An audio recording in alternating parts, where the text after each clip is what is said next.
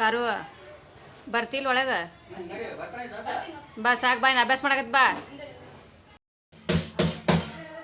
Mummy ರೊಟ್ಟಿ ಮಾಡಾಕತ್ತಿದ್ಲು. 2-3 ದಿವಸ ಆಯಿತು ನಮ್ಗೆ ಅವ್ವನೇ ರೊಟ್ಟಿ ಮಾಡಿಕೊಡತ್ತಾಳೆ.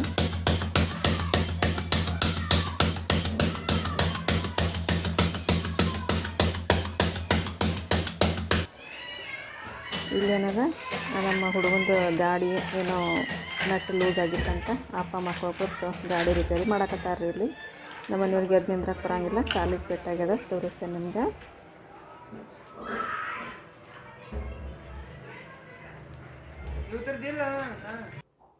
ಇದು ನೋಡ್ರಿ, ನಿನ್ನೆ ಬಿದ್ದಾರ. ಬೇಳನ ದವಾಖಾನೆಗೆ ತೋರಿಸ್ಕೊಂಬಂದೆ. ಈ ರೀತಿ ಪಟ್ಟಿ ಕೊಟ್ಟಾರ ಹಾಕೊಳಕ್ಕೆ. ಹಾಯ್ ಫ್ರೆಂಡ್ಸ್, ಎಲ್ಲರೂ ನಮಸ್ಕಾರ. ಅಂಬಿಕಾ ಡಿ ಲೈಫ್ ಸ್ಟೈಲ್ ಚಾನಲ್ಗೆ ನಿಮಗೆಲ್ಲರಿಗೂ ಸ್ವಾಗತ. ಈ ವಿಡಿಯೋದೊಳಗೆ ನಾನು ನಮ್ಗೆ ಏನೇನೆಲ್ಲ ಪ್ರಾಬ್ಲಮ್ ಆಗ್ಯದ ಎಲ್ಲನೂ ನಿಮ್ಮ ಮುಂದೆ ಹಂಚ್ಕೊಳಕ್ಕೆ ಇಷ್ಟಪಡ್ತೀನಿ. ನಿಜವಾಗ್ಲೂ ಫ್ರೆಂಡ್ಸ್, ಯಾರು ಕೆಟ್ಟ ದೃಷ್ಟಿ ಬಿತ್ತೋ ಏನೋ ಗೊತ್ತಿಲ್ಲ. ತುಂಬಾ ನಾನು ಪ್ರಾಬ್ಲಮ್ ಫೇಸ್ ಮಾಡ್ತಾ ಇದ್ದೀನಿ. ಆಮೇಲೆ ಯಾರು ಕೆಟ್ಟ ದೃಷ್ಟಿ ಅನ್ನೋಕ್ಕಿಂತನೂ ನನ್ನ ಹಣೆ ಬರಹ ಅಥವಾ ನನ್ನ ಗ್ರಹಚಾರ ಅನ್ಕೋಬೇಕಾಗತ್ತೆ. ಇಲ್ಲೇನಂದ್ರೆ ಮೊನ್ನೆ ನಾನು ಹೇಳಿದೆ ನಿಮಗೂ, ಒಂದು ವಿಡಿಯೋದಾಗ ಹೇಳಿದ್ದೆ, ಹೇಗೆ ನನಗೆ ಭಾಳ ಹುಷಾರಿಲ್ಲ, 1 ವಾರ ಆಯಿತು ನಾನು ಕ್ಲಾಸ್ ಅದು ಸೂಟಿ ಮಾಡಿದ್ದೆ, ಹಿಂಗೆ ನನಗೆ ಭಾಳ ಹುಷಾರಿದ್ದಿದ್ದಿಲ್ಲ. ಈ ರೀತಿ ಎಲ್ಲ ನಾನು ನಿಮ್ಮ ಮುಂದೆ ಒಂದು ವಿಡಿಯೋದಾಗ ಹಂಚ್ಕೊಂಡಿದ್ದೆ. ಆದರೆ ಈಗ ಅದು ನಾನು ಸಂಕ್ರಾಂತಿದೊಂದು ಏನು ಲಾಗ್ ಅದ ನೋಡ್ರಿ ಫ್ರೆಂಡ್ಸ್, ಅವತ್ತು ಶೇಂಗಾದ ಹೋಳಿಗೆ ಅದೇನು ಮಾಡಿದ್ನಲ್ಲ, ಅದೊಂದು ಲಾಗ್ ನಾನು ಅವತ್ತು ಹಾಕಿದ್ದೆ. ಆಮೇಲೆ ಮರುದಿವ್ಸ ಬಜ್ಜಿ ಪಲ್ಯ ಅದು ಮಾಡೋದು ಎಲ್ಲನೂ ನಾನು ವಿಡಿಯೋ ಹಾಕಿದ್ದೆ, ಅದು ಲಾಗ್. ಆದರೆ ನನಗೆ ಏನಾಗಿತ್ತು, ಆ್ಯಕ್ಟಿವ್ ಇರಲಿಲ್ಲ. ಒಟ್ಟು ಯಾವ ರೀತಿ ನಾನು 2 ದಿವಸ ಕೆಲಸ ಮಾಡಿನೋ ಏನೋ ನನಗೆ ಗೊತ್ತಿಲ್ಲ. ನಾನು ಹಾಸ್ಪಿಟಲ್ ತೋರಿಸಿದ್ರು ಕೂಡ ನನಗೆ ಒಟ್ಟು ಆ್ಯಕ್ಟಿವ್ನೆಸ್ ಇದ್ದಿದ್ದಿಲ್ಲ. ಕೈಕಾಲು ಎಲ್ಲ ಸೋತು ಬರೋದು ಎಲ್ಲ ನಿಮಗೆ ಹೇಳ್ಕೊಂಡು ನಾನು ಆ ವಿಡಿಯೋದಾಗ ಹೆಂಗೆ ಮಾಡಿನೋ ಹಬ್ಬ ಗೊತ್ತಿಲ್ಲ ಫ್ರೆಂಡ್ಸ್ ನನಗೆ. ಆದರೆ ನಾನು ಹಬ್ಬ ಮುಗಿದಿಂದ ನನಗೆ ಯಾಕೋ ಮತ್ತು ಬೆಳಿಗ್ಗೆ 10-11 ಗಂಟೆಗೆ ಮತ್ತು ಜಾಸ್ತಿ ಫೀವರ್ ಬಂದುಬಿಟ್ಟು ಬರೋಣ. ಮತ್ತು ನಾನು ನಮ್ಮ ಮನೆಯವ್ರು ಏನಂದ್ರು, ಅಟೊತ್ತಿಗೆ ನಾನು ಫೋನ್ ಹಚ್ಚಿದ್ದೆ, ಅವ್ರು ಅಂಗಡಿ ಒಳಗಿದ್ರು. ಹಿಂಗೆ ರೀ ಮತ್ತು ಭಾಳ ಜ್ವರ ಬಂದವ ಯಾಕೋ ಅಂಥೇಳಿ. ಅವ್ರು ಇಲ್ಲ ಹಾಸ್ಪಿಟ್ಲಿಗೆ ಹೋಗಿ ಬಂದ್ಬಿಡು ಅಂತ, ಬೇರೆ ಕಡೆಗೆ ಹೋಗೋಣ, ಮೊದಲು ತೋರಿಸೋದಲ್ಲಿ ಬೇಡ, ಬೇರೆ ಕಡೆಗೆ ಹೋಗೋಣ ಅಂತಂದ್ರು. ಹೋಗಿದ್ವಿ. ಹೋಗೋಣನೇ ಅವರು ನನಗೆ ನೋಡಿ ಬ್ಲಡ್, ನಾನು ಅಂದವ್ರಿಗೆ ಹಿಂಗೆ ಮೇಲೆ ಫೀವರ್ ಬರಾಕ್ತಾವೆ, 8 ದಿವಸ ಆಯಿತು ಕಡಿಮೆನೇ ಆಗಿಲ್ಲ ಅಂತ ಹೇಳಿದೆ. ಅವ್ರು ಬ್ಲಡ್ ಚೆಕ್ ಕೊಟ್ಟಿದ್ರು ನನಗೆ. ಅದು ಬ್ಲಡ್ ಚೆಕ್ ಮಾಡಿಸ್ಕೊಂಬಂದೆ. ಅದು ರಿಪೋರ್ಟ್ನೂ ಕೂಡ ಇಲ್ಲೇ ಅದ, ತೋರಿಸ್ತೇನೆ ನಿಮ್ಗೆ.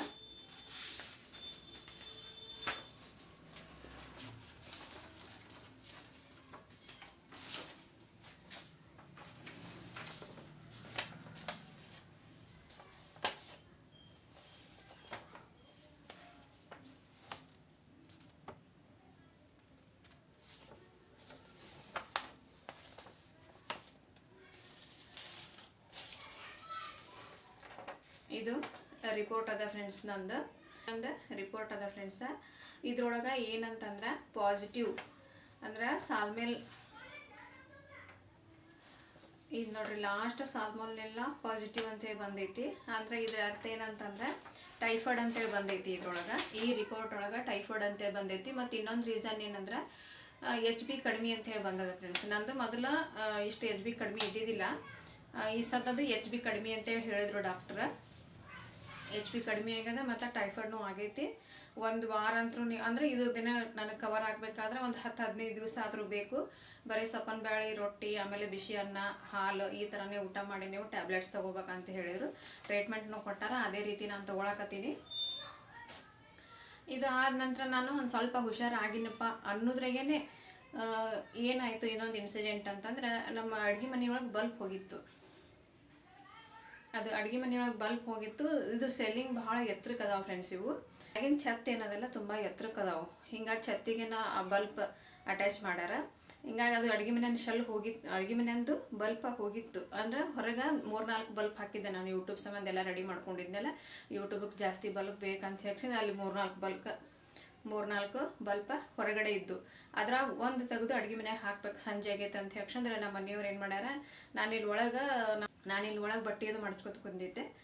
ಆವಾಗ ನಮ್ಮ ಮನೆಯವ್ರು ಏನು ಮಾಡ್ಯಾರ, ಹೇಳಾರ್ದೇ ಒಂದು ಮಿಷನ್ ಏನೈತಲ್ಲ ಅದ್ರ ಮೇಲೆ ಸ್ಟೂಲ್ ಇಟ್ಟು ಹತ್ತಕ್ಕೆ ಹೋಗ್ಯಾರ. ಅದು ಎಕ್ದಮ್ ಸ್ಲಿಪ್ಪಾಗಿ ತೆಳಗೆ ಬಿದ್ದುಬಿಟ್ಟಾರ ಅವರು. ಬೀಳನ ಅವ್ರ ಮೊಳಕಾಲಿಗೆ ತುಂಬ ಏಟಾಗೈತೆ, ಮೊಳಕಾಲೆಲ್ಲ ಭಾವ ಬಂದೈತೆ, ಮೊಳಕಾಲ ಪಾದ ಎಲ್ಲ ಭಾವ ಬಂದಿತ್ತು.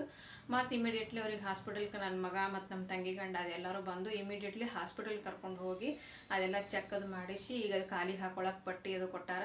ಅವರು ಇವತ್ತು ಅಂಗಡಿ ರಜೆ ಹಾಕ್ಯಾರ, ಯಾಕಂದ್ರೆ ಅವ್ರಿಗೆ ನಡೆದಾಡೋಕ್ಕೆ ಬರೋಲಾಗಿತ್ತು. ಪಟ್ಟಿ ಅದು ಹಾಕ್ಯಾರ. ಹೀಗಾಗಿ ಒಂದು ಸ್ವಲ್ಪ ರಿಕವರ್ ಆಗೋ ತನಕ ಹೋಗ್ಬೇಡ್ರಿ ಅಂತ ಹೇಳಿ ಅಂಗಡಿಗೆ. ಈಗ ನನಗೆ ಹುಷಾರಿದ್ದಿದ್ದಿಲ್ಲ, ಈಗ ಅವ್ರಿಗೂ ಕೂಡ ಈ ಥರ ಕಾಲಾಗ್ಯದ. ಮತ್ತು ಮಕ್ಕಳು ಸಾಲಿ ಮತ್ತು ಇವೆಲ್ಲನೂ ನನಗೆ ತುಂಬಾ ಆನ್ಲೈನ್ ಕ್ಲಾಸಸ್, ಯೂಟ್ಯೂಬ್ ವಿಡಿಯೋಸ, ಎಡಿಟಿಂಗ್ ಮಾಡೋದು, ಸ್ಟಿಚಿಂಗ್ ಮಾಡೋದು, ಹೀಗಾಗಿ ನನಗೆ ತುಂಬಾ ಪ್ರೆಷರ್ ಬೀಳಾಕತ್ತದ. ಅದಕ್ಕಂತ ನನಗೆ ಹುಷಾರು ತಪ್ಪಿತು. ಈಗ ಏನು ಮಾಡೀನಿ, ನಾನು ಸ್ಟಿಚಿಂಗ್ ಅಂತೂ ಕಂಪ್ಲೀಟಾಗಿ ಒಂದು 15 ದಿವಸನೇ ಆಲಕ್ಕೆ ಬತ್ತು ಫ್ರೆಂಡ್ಸ್. ನಾನು ಸ್ಟಿಚಿಂಗ್ ಬಿಟ್ಟು ಏನು ಮತ್ತು ಇಷ್ಟ ಇದ್ದವರು ಇಡಲ್ರಕ್ಕ. ಮತ್ತು ಈ ನನ್ನ ಫ್ಯಾಮ್ಲಿ ನಾನು ನೋಡ್ಕೊಳ್ಬೇಕಾಗುತ್ತೆ, ಯಾಕಂದ್ರೆ ಈ ಸದ್ದ ನನ್ನ ಫ್ಯಾಮ್ಲಿ ಒಳಗೇನೆ ಈ ರೀತಿ ಪ್ರಾಬ್ಲಮ್ ನಡೆದ ಅಂದ ಬಳಿಕ ನಾನು ಸ್ಟಿಚಿಂಗ್ ಬಿಟ್ಟರೆ ತಪ್ಪೇನಿಲ್ಲ. ನನ್ನ ಕವರ್ ಆಗಿದ್ದು ನಾನು ಮತ್ತೆ ಒಳ್ಳೆ ಸ್ಟಿಚಿಂಗ್ ಮಾಡ್ತೀನಿ. ಒಂದು ಸ್ವಲ್ಪ ದಿನದ ಮಟ್ಟಿಗೆ ನಾನು ಸ್ಟಿಚಿಂಗ್ ಅಟ್ಟು ಬಿಟ್ಟಿರ್ತೀನಿ. ಆದರೆ ನಾನು ಈಗ ನನಗೆ ಎಷ್ಟೇ ಹುಷಾರಿಲ್ಲ ಅಂತಂದ್ರೆ ನಾನು ಆಫ್ಲೈನ್ ಕ್ಲಾಸ್ ತೊಗೋತಾ ಇದ್ದೀನಿ. ಈಗ ನೋಡಿರಿ, ಇವತ್ತು ಆಫ್ಲೈನ್ ಕ್ಲಾಸಿಗೆ ಬೆಳಗ್ಗೆ ಜನ ಎಲ್ಲ ಬಂದಿದ್ದರು. ಅವ್ರು ಕಲ್ತ್ಕೇಶಂದ್ರೆ ಮತ್ತು 1 ಗಂಟೆಗೆ ಹೋದರು. ಆನ್ಲೈನ್ ಅಂತರೂ ಬಿಡಂಗಿಲ್ಲ.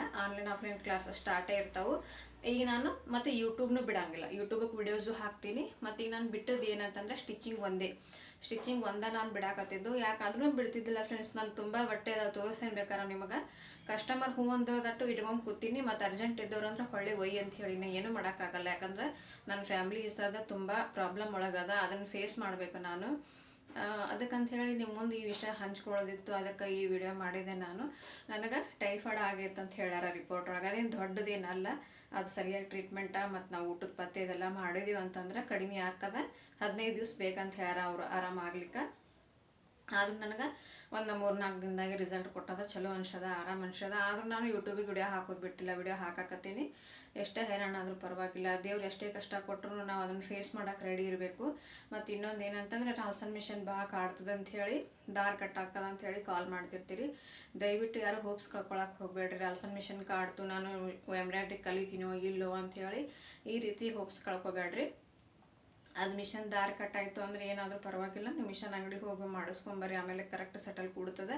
ಸೆಟಲ್ ಟೈಮಿಂಗ್ ಅದು ತಪ್ಪಿತ್ತು ಅಂತಂದ್ರೆ ಹಂಗೆ ದಾರ ಕಟ್ಟಾಗೋದು, ಸೂಜಿ ಮುರಿದು ಅದೆಲ್ಲ ಆಗಿರ್ತೈತಿ. ಒಂದು ಸಲ ನೀವು ಅಂಗಡಿ ತೊಗೊಂಡು ಹೋಗಿ ಬಂದ್ರಿ ಅಂತಂದ್ರೆ ಕರೆಕ್ಟ್ ಆಗುತ್ತೆ ಫ್ರೆಂಡ್ಸ್ ಅದು. ಮತ್ತು ನೀವು ಮುಂದುವರ್ಕ್ ಹಾಕ್ಬೋದು. ಆಮೇಲೆ ಯಾಕೆ ಏನೋ ಗೊತ್ತಿಲ್ಲ ಫ್ರೆಂಡ್ಸ್, ನನಗೆ ಯಾಕೆ ಇಷ್ಟು ಕಡಾಕತ್ತದೋ ಈ ಮಂತ್ ಅಂತೂ ನನಗೆ ಹೆವಿ ಪ್ರೆಷರ್ ಬೀಳಾಕತ್ತಿ. ಏನು ಒಂದು ಪ್ರಾಬ್ಲಮ್ ಗಂಟು ಬೀಳಾಕತ್ತವು. ಅದಕ್ಕೆ ಯಾರು ಕೆಟ್ಟ ದೃಷ್ಟಿ ಬಿದ್ದದೋ ಗೊತ್ತಿಲ್ಲ, ನನ್ನ ಹಣೆ ಬರಹನೋ ನನ್ನ ಗ್ರಹಚಾರನೋ ಗೊತ್ತಿಲ್ಲ ಫ್ರೆಂಡ್ಸ್. ನನಗಂತೂ ಪ್ರಾಬ್ಲಮ್ ಫೇಸ್ ಮಾಡೋಕೆ ರೆಡಿ ಆಗ್ಬೇಕು ನಾ ಅಷ್ಟೇ ಫ್ರೆಂಡ್ಸ. ಎಲ್ಲರಿಗೂ ಪ್ರಾಬ್ಲಮ್ಸ್ ಇರುವೆ. ಯಾಕಂದ್ರೆ ನನಗೆ ಹುಷಾರಿಲ್ಲಾರ್ದು ನಮ್ಮ ಆಫ್ಲೈನ್ ಕ್ಲಾಸ್ನವ್ರಿಗಂತೂ ಗೊತ್ತೇ ಇದೆ. ಅವರೇ ಅಂದರು ನನಗೆ, ನಿಮ್ಗೆ ಇಷ್ಟು ಹುಷಾರಿಲ್ಲ ರೀ, 1 ವಾರ ಆದರೂ ಸೂಟಿ ಕೊಟ್ಬಿಟ್ರೆ ನಮಗೇನು ನಡೀತೈತಿ, ಮತ್ತು 1 ವಾರ ಆಗೇನು ಬರ್ತೀವಿ ಅಂಥೇಳಿ. ನಾನು ಅಂದೆ ಇಲ್ಲ, ಹಬ್ಬದಾಗೆ ನಾನು ಸೂಟಿ 2-3 ದಿವಸ ಹಬ್ಬದಾಗ ಸೂಟಿ ಕೊಟ್ಟೀನಿ. ಈಗಲೂ ಸೂಟಿ ಕೊಡೋದು ಬೇಡ, ನಾನು ಟ್ರೀಟ್ಮೆಂಟ್ ತೊಗೊಂಡು ಹುಷಾರಾಗ್ತಾಯಿದ್ದೀನಿ, ನನಗೇನು ಪ್ರಾಬ್ಲಮ್ ಇಲ್ಲ, ಆರಾಮಾಗಿ ನನ್ನ ತೆಗ್ಸಿ ಮತ್ತು ಕ್ಲಾಸ್ಗಳು ತೊಗೊಳಕತ್ತೀನಿ. ಇವತ್ತೇನದ ನನಗೆ 2 ದಿವಸ ಆಯಿತು ನನಗೆ ಮಮ್ಮಿ ಭಾಳ ಹೆಲ್ಪ್ ಆಗಾಕತ್ತಾರ. ಅವ್ರು ಸಾಯಂಕಾಲ ಬಂದು ಡೈಲಿ ನನಗೆ ರೊಟ್ಟಿ ಮಾಡಿ ಕೊಟ್ಟು ಹೋಗಾಕತ್ತಾರ ಮಮ್ಮಿಯವರು. ನಿಮಗೆ ಗೊತ್ತೇ ಇದೆ ನನಗೆ ತಾಯಿ ಹೆಲ್ಪ್ ಎಷ್ಟು ಅದ ಅನ್ನೋದು. ನನಗೇನಾರು ಹುಷಾರು ತಪ್ಪಿತು ಮಾಡ್ತು ಅಂತಂದ್ರೆ ಬಂದು ರೊಟ್ಟಿ ಅದು ಮಾಡಿ ಕೊಟ್ಟು ಹೋಗ್ತಾರೆ. ನನಗೆ ಅದೇ ಎಷ್ಟೋ ಹೆಲ್ಪ್ ಆಗುತ್ತೆ. ಯಾಕಂದ್ರೆ ಮ್ಯಾಗಿಂದ ನಾನು ಅನ್ನ ಸಾರ ಪಲ್ಯ ಸಪ್ಪನ ಬ್ಯಾಳಿ ರೊಟ್ಟಿ ಸಪ್ಪನ ಬ್ಯಾಳಿ ಊಟ ನಂದು, ಮತ್ತು ಮನೆಯವ್ರಿಗೆಲ್ಲ ಬೇರೆ ಅಡುಗೆ ಮಾಡಬೇಕಾಗುತ್ತೆ. ನನಗೆ ಎಷ್ಟೇ ಹುಷಾರಿಲ್ಲ ಅಂತಂದ್ರೂ ನಾನು ಯಾವುದೂ ಕೆಲಸ ಬಿಟ್ಟಿಲ್ಲ ಫ್ರೆಂಡ್ಸ್. ನಮ್ಮ ಮನೆಯವರೇ ನೋಡಾಕತ್ತಾರೆ ಎಲ್ಲನೂ. ಅವರು ಇವತ್ತು ಮನೆ ಆಗಿದ್ರಲ್ಲ, ಅವ್ರಿಗೂ ಕೂಡ ನಾನು ವ್ಯವಸ್ಥೆ ಮಾಡಬೇಕು, ನನ್ನ ವ್ಯವಸ್ಥೆನೂ ನಾನು ಮಾಡ್ಕೋಬೇಕು, ಮಕ್ಕಳದು ಮಾಡಬೇಕು. ಹಿಂಗಾಗಿ ಎಲ್ಲನೂ ನನಗೆ ನಾ ಏನೇ ಕಷ್ಟ ಬಂದರೆ ಎದುರಿಸೋಕೆ ಶಕ್ತಿ ಕೊಡ್ಲಂತೇಳಿ ದೇವರಿಗೆ ಕೇಳ್ಕೊತೀನಿ ಅಷ್ಟೇ. ಕಷ್ಟಗಳು ಬರಬೇಕು ಮನುಷ್ಯಾಗ, ಕಷ್ಟಗಳು ಬಂದಷ್ಟೇ ನಾವು ಗಟ್ಟಿ ಆಗಿರ್ತೀವಿ. ಆಮೇಲೆ ಇವತ್ತೊಂದು ಈ ಥರ ನಿಮ್ಮ ಮುಂದೆ ಒಂದು ನನ್ನ ಮನೆ ಪರಿಸ್ಥಿತಿ ಹೆಂಗೆ ನಡೆದ ಅಂತ ಹೇಳ್ಕಂದ್ರೆ ನಿಮ್ಮ ಮುಂದೆ ಹಂಚ್ಕೋಬೇಕಂತೇಳಿ ಇಷ್ಟಪಟ್ಟೀನಿ. ಆಮೇಲೆ ಈ ಸಂಜೆ ಅಡುಗೆ ಮಮ್ಮಿ ಏನಾದ್ರು ರೊಟ್ಟಿ ಮಾಡಿ ಹೋಗ್ಯಾಳ ಫ್ರೆಂಡ್ಸ, ಒಂದು ಸ್ವಲ್ಪ ಸಪ್ಪನ ಬ್ಯಾಳಿ ಮಾಡ್ಕೊತೀನಿ. ಆಮೇಲೆ ಬಾಜಿ ಏನದ ಮಧ್ಯಾಹ್ನದಾಗ ಚೆನ್ನಾಗಿ ಬ್ಯಾಳಿ ಅನ್ನ ಮತ್ತು ಸಾರ ಮಾಡಿದ್ದೆ. ಈಗ ಅದೇ ಐತಿ, ಅವ್ರು ಅದೇ ಊಟ ಮಾಡ್ತಾರೆ. ನನ್ನ ಸಂಬಂಧ ಒಂದು ಸ್ವಲ್ಪ ಸಪ್ಪನ ಬ್ಯಾಳಿ 1 ರೊಟ್ಟಿ ಊಟ ಮಾಡಿ ಗುಳಿಗೆ ತೊಗೋಬೇಕು ನಾನು. ಈಗ ಗುಳಿಗೆ ಸ್ಟಾರ್ಟ್ ಆಗ್ಯಾವ ನಾನು, ಯಾಕಂದ್ರೆ ಅವು ಹೆವಿ ಡೋಸ್ ಇರ್ತಾವೆ ಟೈಫಾಯ್ಡ್ ಅನ್ನನ. ಅದಕ್ಕಂತೆ ಅವು ಸ್ವಲ್ಪ ನಾವು ಚೆನ್ನಾಗಿ ಊಟ ಮಾಡಿ ಗುಳಿಗೆ ತೊಗೊಂಡ್ರೆ ನಾನು ಜಲ್ದಿ ಬೇಗ ಹುಷಾರಾಗಿ ಮತ್ತು ನನ್ನ ಕೆಲಸ ನಾನು ಮಾಡ್ಬೋದು.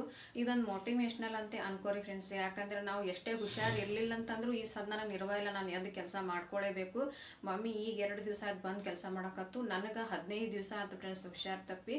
ಅದು ಸಣ್ಣಗೆ ಜ್ವರ ಬಿಡೋದು ಹೋಗೋದು ಮಾಡತ್ತ ನನಗೆ ಗೊತ್ತೇ ಆಗಿಲ್ಲ. ಅದು ಇವಾಗ ಬ್ಲಡ್ ಚೆಕ್ ಮಾಡ್ಸೋಣ ಟೈಫಾಯ್ಡ್ ಅಂತ ಬಂತು. ಯಾರಿಗೆ ಕಗೋಲೆಕ್ಕ ನನ್ನ ವಿಡಿಯೋ ಯಾರು ನೋಡಕತ್ತಿಲ್ಲ ಫ್ರೆಂಡ್ಸ್. ಲೈಟಾಗೆ ಫೀವರ್ ಇದ್ದು ಅಂದರೆ ನೆಗ್ಲೆಕ್ಟ್ ಮಾಡಬೇಡ್ರಿ. ಯಾಕಂದ್ರೆ ಅದು ನಾವು ನೆಗ್ಲೆಕ್ಟ್ ಮಾಡಿದ್ರೆ ನಾಳೆ ಮುಂದೊಂದು ದಿನ ದೊಡ್ಡದಾಗಿ ನಮಗೆ ಪ್ರಾಬ್ಲಮ್ ತೊಗೊಂಬರ್ತೈತಿ. ಅದಕ್ಕಂತೆ ಸಣ್ಣದು ನೀವೇನು ಜ್ವರ ಬರ್ತಿರ್ತಾವಲ್ಲ ಬಿಡೋದು ಹೋಗೋದು ಅಥವಾ ಫೀವರ್ ಬಂದು ಅಂದ್ರೆ ಮೊದಲು ದವಾಖಾನೆಗೆ ಹೋಗಿ ಬರ್ರಿ ಫ್ರೆಂಡ್ಸ್. ಇದೊಂದು ನನ್ನ ರಿಕ್ವೆಸ್ಟ್ ಅಂತ ತಿಳ್ಕೊರಿ. ಯಾರು ನೆಗ್ಲೆಕ್ಟ್ ಮಾಡಬೇಡ್ರಿ. ನಾನು ನೆಗ್ಲೆಕ್ಟ್ ಮಾಡೋದ್ರಿಂದನೇ ನನಗೆ ಟೈಫಾಯ್ಡ್ ಕುಡ್ಕೋತು. ನಾನು ಅವಾಗೆ ಫಸ್ಟಿಗೆ ಚಲೋ ದವಾಖಾನೆಗೆ ತೋರಿಸಿದ್ನಿ ಅಂತಂದ್ರೆ ನನಗೆ ಹಿಂಗೇನೋ ಪ್ರಾಬ್ಲಮ್ ಆಗ್ತಿದ್ದಿಲ್ಲ. ಫಸ್ಟಿಗೆ ಮೆಡಿಕಲ್ದನ್ನು ಗುಳಿಗೆ ತೊಗೊಳ್ಳೋದು, ಡಾಕ್ಟರ್ ಸಲಹೆ ಇಲ್ಲಾರ್ದೆ ಗುಳಿಗೆ ತೊಗೊಳ್ಳೋದು, ಈ ರೀತಿ ಎಲ್ಲ ಮಾಡಕ್ಕೆ ಹೋಗ್ಬೇಡ್ರಿ. ದಯವಿಟ್ಟು ಚಲೋ ದವಾಖಾನೆ ಜ್ವರ ಬಂದು ಅಂತಂದ್ರೆ ದವಾಖಾನೆಗೆ ತೋರಿಸಿ ಆಮೇಲೆ ಹುಷಾರಾಗ್ರಿ. ಆಮೇಲೆ ಏನು ಈ ವಿಡಿಯೋದಾಗ ಎಲ್ಲನೂ ನಾನು ಪ್ರತಿಯೊಂದು ನಿಮ್ಮ ಮುಂದೆ ಹಂಚ್ಕೊತ ಹೋಗ್ತೀನಿ. ಈ ಒಂದು ಏನು ಚಾನಲ್ ಐತಲ್ಲ ಇದು ಲಾಗ್ ಸಂಬಂಧಿ ಅಂಥೇಳಿ, ಲಾಗ್ ಮತ್ತು ಸ್ಟಿಚಿಂಗು, ಎಂಬ್ರಾಯ್ಡ್ರಿ, ಆಮೇಲೆ ನಂದು ರೆಸಿಪೀಸ್ ಆಲ್ ಮಿಕ್ಸ್ ಕಂಟೆಂಟ್ ಅಂಥೇಳಿ ಈ ಚಾನಲ್ ನಾನು ಓಪನ್ ಮಾಡೀನಿ. ತುಂಬ ಜನರಿಗೆ ಈ ಚಾನಲ್ ಇಷ್ಟಪಟ್ಟು ನೀವು ಸಬ್ಸ್ಕ್ರೈಬ್ ಮಾಡ್ಕೊಳಕತ್ತೀರಿ. ದಯವಿಟ್ಟು ಎಲ್ಲರೂ ಹಾಗೆ ನನಗೆ ಇನ್ನಷ್ಟು ಸಪೋರ್ಟ್ ಮಾಡಿ ಅಂತ ಕೇಳ್ಕೊತೀನಿ. ಎಲ್ಲರಿಗೂ ತುಂಬ ಥ್ಯಾಂಕ್ಸ್ ಹೇಳ್ತೀನಿ ಫ್ರೆಂಡ್ಸ್. ಎಲ್ಲರಿಗೂ ತುಂಬ ಥ್ಯಾಂಕ್ಸ್ ಹೇಳ್ತೀನಿ. ಆಮೇಲೆ ಸ್ಟಿಚಿಂಗ್ ಅಂತೂ ನಾನು ಈ ಸದ್ದೇನು ಬಿಟ್ಟಿಲ್ಲ ಫ್ರೆಂಡ್ಸ್. ನನಗೆ ಏನೋ ಮರ್ತಂಗೆ ಆಗ್ಲಕತ್ತದ ಸ್ಟಿಚಿಂಗ್. ಅದು ಹೊಲಿಬೇಕು. ಆಮೇಲೆ ನಾನು ಯಾವ ಥರ ಸೈಡ್ ಫಿಟ್ಟಿಂಗ್ ಮಾಡೋ ಹೊತ್ನ್ಯಾಗ ಫಾಸ್ಟಾಗಿ ಏನು ಸ್ಟಿಚ್ ಮಾಡ್ತಿಲ್ಲ ಆ ರೀತಿ ಮಾಡಬೇಕು ಅನ್ನೋವಂಥ ಫೀಲಿಂಗ್ ಬರಕತ್ತದ ನನಗೆ. ಈಗಂತೂ ನಾನು ಹುಷಾರಾಗೀನಿ. ಅಂದ್ರೆ ಇನ್ನೊಂದು ಸ್ವಲ್ಪ ಇನ್ನೊಂದು 8 ದಿವಸ ಆದ್ರೂ ರೆಸ್ಟ್ ಮಾಡಂತ ಹೇಳ್ಯಾರ. ಆದ್ರೂ ನನಗೆ ಜಾಸ್ತಿ ದಿನ ಆಗಂಗಿಲ್ಲ ಫ್ರೆಂಡ್ಸ್. ಬಟ್ಟೆ ಭಾಳ ಅದಾವು. ಈಗಂತ ನನಗೆ ಹುಷಾರು ಅನಿಸೈತಿ. ನಾಳೆ ಹಿಡಿದು ಮತ್ತು ನಾನು ಸ್ಟಿಚಿಂಗ್ ಮಾಡಬೇಕು ಅಂತ ಅಂದ್ಕೊಂಡೀನಿ. ನೋಡೋಣ. ಯಾಕಂದ್ರೆ ನಾನು ಬೆಳಗ್ಗೆಯಿಂದ ಮಧ್ಯಾಹ್ನ ತನಕ ಆರಾಮೇ ಇರ್ತೀನಿ. ಮಧ್ಯಾಹ್ನದಿಂದ ಮತ್ತೆ ಹೊಳ್ಳೆ ನನಗೆ ಥಂಡಿ ಜ್ವರ ಗುಳಿಗೆ ತೊಗೊಂಡ್ರು ಕೂಡ ಮತ್ತೆ ಹೊಳ್ಳೆ ಮಧ್ಯಾಹ್ನದಿಂದ ಅಂದ್ರೆ 3-4 ಸುಮಾರು ಮತ್ತೆ ಹೊಳ್ಳೆ ಥಂಡಿ ಜ್ವರ ಬರೋದು ಆಗ್ಲಕತ್ತದ. ಹಿಂಗಾಗಿ ಮತ್ತೆ ತಲೆನೋವು, ತಲೆ ಒಜ್ಜಾಗೋದು ಈ ರೀತಿ ಆಗಕತ್ತದ. ನೋಡು ನಾಳೆ ಹುಷಾರಿದ್ದೆ ಅಂತಂದರೆ ಖಂಡಿತ ನಾನು ಬ್ಲೌಸ್ ಸ್ಟಿಚ್ ಮಾಡಲೇಬೇಕು. ಕಾಲ್ ಮಾಡಿದವ್ರು ಎಲ್ಲರಿಗೂ ಹೇಳಿ ನೀವು ಹುಷಾರಿಲ್ಲ, ಹಿಂಗೆ ಟೈಫಾಯ್ಡ್ ಆಗ್ಯದ ಅಂಥೇಳಿ. ಅವರೆಲ್ಲ ಆಯ್ತು ಅವ್ರು ಹುಷಾರಾಗಿದ್ದ ಹೊಲಿರಂತೆ ಅಂದಾರ. ಕೆಲವೊಬ್ರು ಅರ್ಜೆಂಟ್ ಇದ್ದಾರೆ ಏನು ಮಾಡ್ತಾರೆ, ಇಲ್ಲ ವಾಪಸ್ ಕೊಡ್ರಿ ಅಂಥೇಳಿ ಈ ಥರ ಮಾತಾಡ್ತಾರೆ. ಅಂಥವ್ರಿಗೆ ಏನದ ನಾನು ಸ್ಟಿಚ್ ಮಾಡಿ ಕೊಟ್ಬಿಡ್ತೀನಿ. ನನಗೆ ಗಿರಾಕಿನೂ ಹೊಳ್ಳೆ ಕಳ್ಸೋಕೆ ಇಷ್ಟ ಆಗಂಗಿಲ್ಲ, ಬಟ್ಟೆನೂ ಹೊಳೆ ಕೊಡೋಕೆ ಇಷ್ಟ ಆಗಂಗಿಲ್ಲ. ಯಾಕಂದ್ರೆ ಅವ್ರು ನಮ್ಮ ಕಡೆ ಅವ್ರು ಸ್ಟಿಚ್ ಮಾಡೋಕೆ ಕೊಟ್ಟಾರ ಅಂದ್ಬಿಡಕ್ಕೆ ನಾವು ಸ್ಟಿಚ್ ಮಾಡಿ ಕೊಡಬೇಕು. ಯಾರೇ ಹೊಳ್ಳಿ ಒಯ್ತೀನೋ ಮಾಡ್ತೀನೋ ಅಂದರೆ ನನಗೆ ಎಷ್ಟೇ ಹೆವಿ ಇದ್ದರೂ ನಾನು ಸ್ಟಿಚ್ ಮಾಡಿ ಕೊಡ್ತೀನಿ. ಎಷ್ಟೇ ಹುಷಾರಿಲ್ಲ ಹೆವಿ ಇದ್ದರೂ ಕೂಡ ನಾನು ಸ್ಟಿಚ್ ಮಾಡಿ ಕೊಡ್ತೀನಿ. ಯಾಕಂದ್ರೆ ನಾನು ಎಷ್ಟೇ ಹುಷಾರಿಲ್ಲ ಅಂತಂದರೆ ಮನೆ ಕೆಲಸ ಯಾವುದೂ ಬಿಟ್ಟಿಲ್ಲ, ಎಲ್ಲನೂ ಮಾಡಕತ್ತೀನಿ. ಅದಕ್ಕಂಥೇಳಿ ಈ ಸ್ಟಿಚಿಂಗ್ನು ಕೂಡ ಮಾಡ್ತೀನಿ ನಾನು. ದೇವ್ರು ನನಗೆ ಇದನ್ನೆಲ್ಲ ನಿಭಾಯಿಸುವಂಥ ಶಕ್ತಿ ಕೊಡ್ಲು ಅಂಥೇಳಿ ನಾನು ಬೇಡ್ಕೋತೀನಿ. ಇಷ್ಟೇ ಫ್ರೆಂಡ್ಸ್, ಇದೆಲ್ಲ ನಿಮ್ಮ ಜೊತೆ ಹಂಚ್ಕೊಳ್ಳೋದಿತ್ತು. ಅದಕ್ಕಂತ ಈ ವಿಡಿಯೋ ನಿಮ್ಮ ಜೊತೆ ಶೇರ್ ಮಾಡೀನಿ. ಎಲ್ಲನೂ ಪ್ರತಿಯೊಂದನ್ನು ನಿಮ್ಮ ಜೊತೆ ಶೇರ್ ಮಾಡ್ಕೋತಾ ಹೋಗ್ತೀನಿ. ಆದಷ್ಟು ಹೆಚ್ಚೆಚ್ಚಿಗೆ ನಾನು ಲೈಫ್ ಸ್ಟೈಲ ಲಾಗೆಲ್ಲನೂ ನಿಮ್ಗೆ ಹಾಕ್ತೀನಿ. ಯಾಕಂದರೆ ಒಂದು ಸ್ವಲ್ಪ ಈಗ ಟೈಮ್ ಸರಿ ಇಲ್ಲ, ಒಂದಿಲ್ಲೊಂದೇ ಟೈಮ್ ನನಗೂ ಒಳ್ಳೆಯದಾಗುತ್ತೆ. ಟೈಮ್ ಸರಿಯಿಲ್ಲ ಅಂತ ನೆಗೆಟಿವ್ ನಾನು ಮಾತಾಡಲೇಬಾರ್ದು. ಓಕೆ, ಬಂದದ್ದೆಲ್ಲ ನಾನು ಫೇಸ್ ಮಾಡ್ತೀನಿ ಅಂಥೇಳಿ ಈ ವಿಡಿಯೋನ ಇಲ್ಲಿಗೆ ನಾನು ಎಂಡ್ ಮಾಡ್ತಾಯಿದ್ದೀನಿ. ಸಿಗೋಣ ನೆಕ್ಸ್ಟ್ ಲಾಗ್ ಒಳಗೆ. Okay friends, bye, thank you, take care.